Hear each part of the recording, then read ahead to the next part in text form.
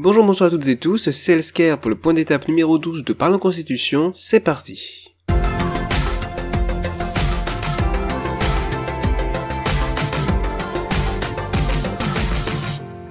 Qu'est-ce qu'on a vu jusqu'à maintenant? Tout d'abord, revenons sur les aspects généraux de cette nouvelle constitution que nous dessinons dans Parlons Constitution.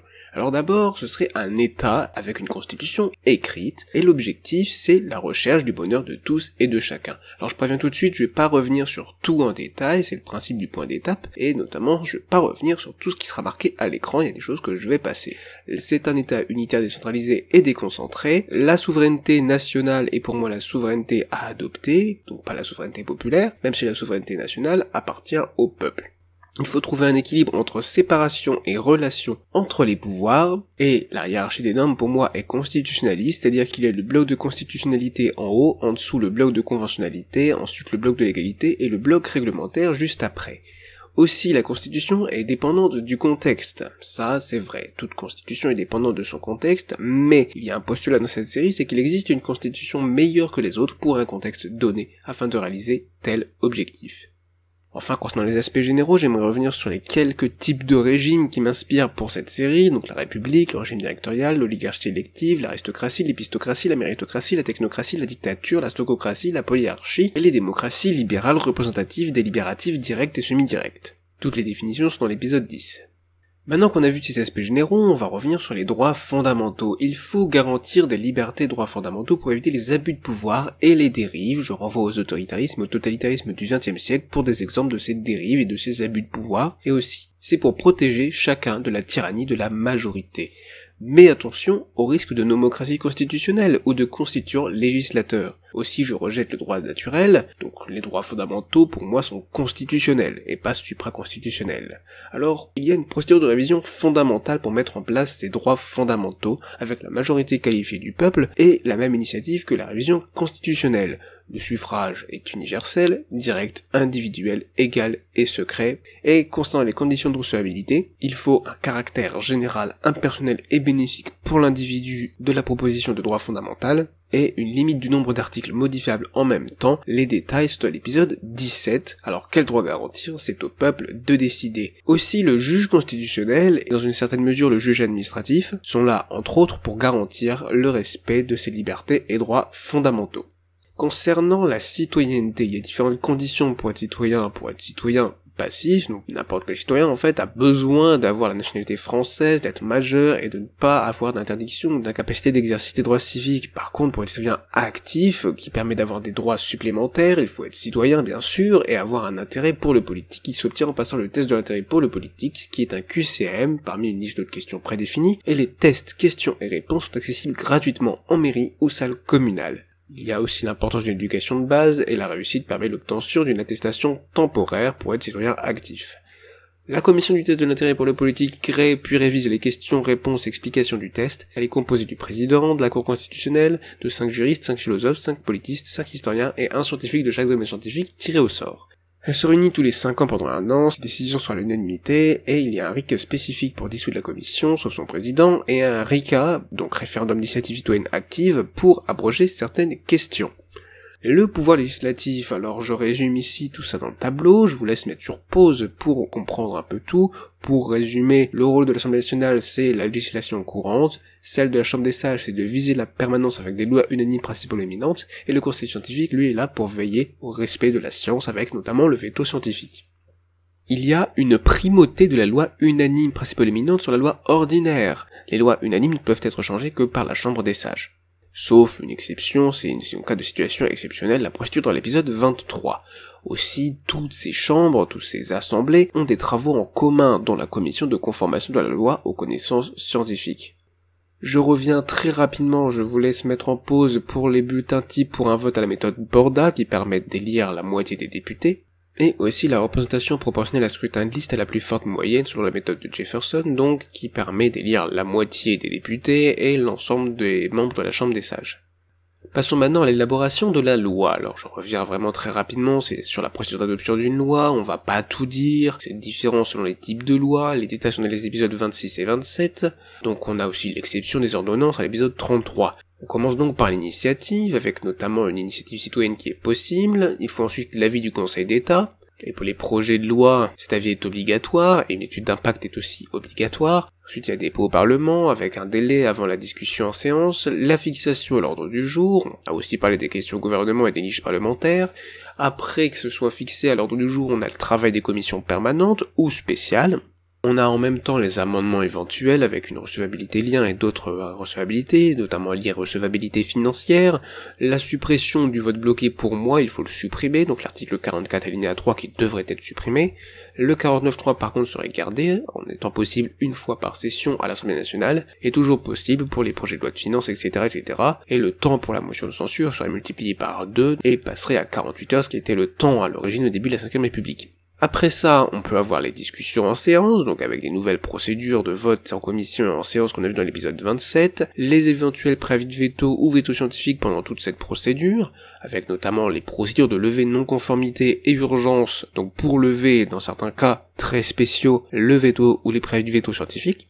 Ensuite, il y a donc le vote, l'adoption ou le rejet, et il y a des règles et des conditions pour le dernier mot pour la loi organique qui sont différents d'aujourd'hui. La promulgation par le président de la République intervient s'il y a adoption avec les contreseins des différents ministres, et il y a publication au journal officiel de la République française avec l'entrée en vigueur. Passons maintenant au gouvernement et au président de la République.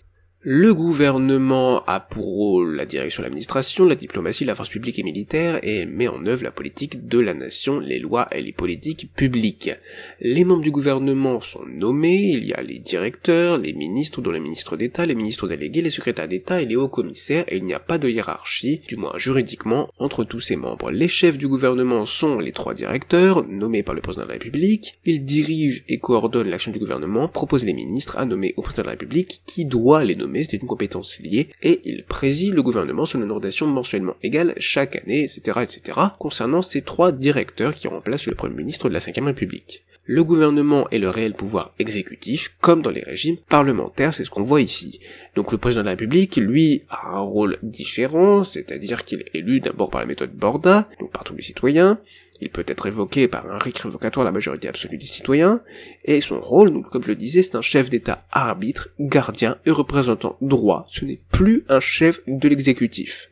C'est un chef d'État, mais pas un chef de l'exécutif, et c'est pour ça notamment qu'il ne peut qu'assister au Conseil des ministres sans parler.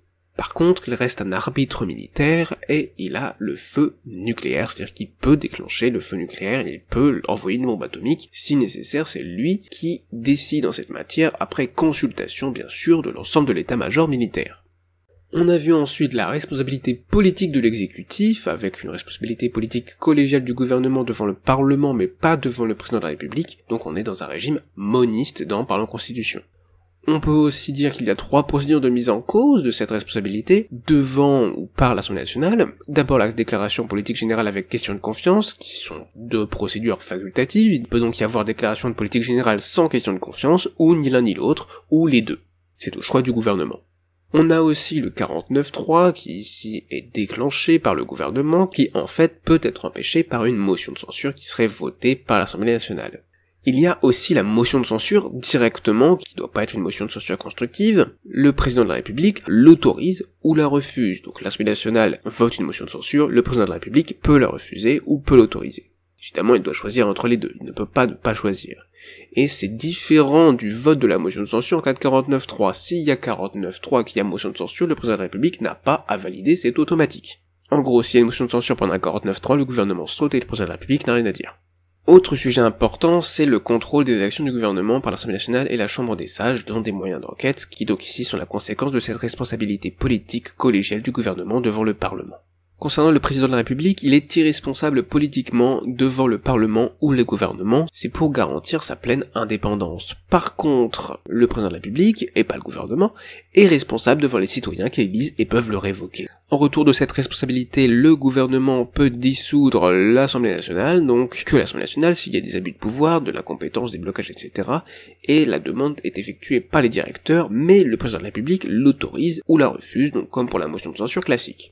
On a vu ensuite le pouvoir judiciaire, je rappelle ses rôles, faire appliquer et respecter la loi, sanctionner son non-respect, se résoudre les conflits, trancher les litiges, protéger les plus fragiles et vulnérables, maintenir la paix sociale, la société et la protection des libertés individuelles à l'article 66 actuellement dans la Constitution de la 5ème République, et que je garderai si je devais créer une nouvelle Constitution.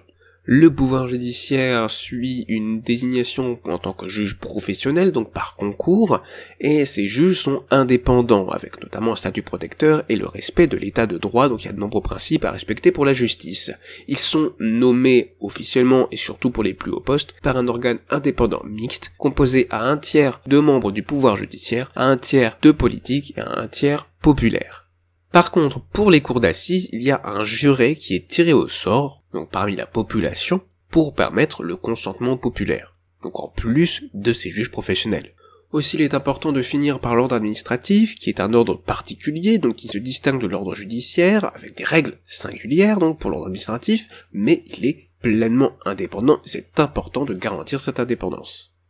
On a vu ensuite les référendums, donc on avait parlé de la contradiction avec le mandat impératif, qui pour moi existe, oui, mais il y a une conciliation qui est possible, c'est-à-dire que la nation doit déléguer différents rôles et pouvoirs au peuple, parlement, etc., et il faut éviter les référendums non décisoires. Ces référendums peuvent être des référendums négatifs, positifs ou d'autres référendums. Ici, ce tableau résume ce qu'on avait vu sur les référendums, lesquels, pourquoi des référendums abrogatifs, pourquoi pas, pourquoi des référendums révocatoires, si oui lesquels, législatifs, non, ok, peut-être, mais initiative et amendement législatif populaire, bref, tout ce qu'on avait vu au cours de Parlons Constitution, notamment des choses dont j'ai déjà parlé dans ce point d'étape, comme le RIC révocatoire pour le président de la République notamment.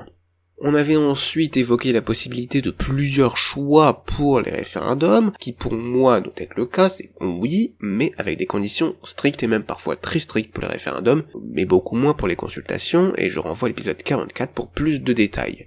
Ensuite, donc entre le point d'étape précédent et celui-ci, on a continué sur le référendum, on a évoqué les différentes initiatives qui sont surtout citoyennes, les détails sont dans l'épisode 45, sauf pour les consultations et certains référendums locaux. Donc je vais remettre la conclusion de l'épisode 45 où on voyait les différents pourcentages de ces initiatives. Je vous laisse mettre sur pause si vous voulez revoir ces pourcentages et bien comprendre tout ce qu'on avait dit pendant l'épisode 45. Mais on reprend pour les autres. Et ensuite on avait vu qui peut voter à ces référendums. En principe les décisions sont politiques, il faut l'usage de la raison et donc des citoyens actifs. Sauf pour certains cas, donc les contrôles du président de la République, la protection de la citoyenneté et des droits fondamentaux, on avait vu tout ça à l'épisode 46 avec une autre exception, les propositions de loi et amendements citoyens, donc en fait il n'y a aucune décision, il n'y a pas de référendum ici.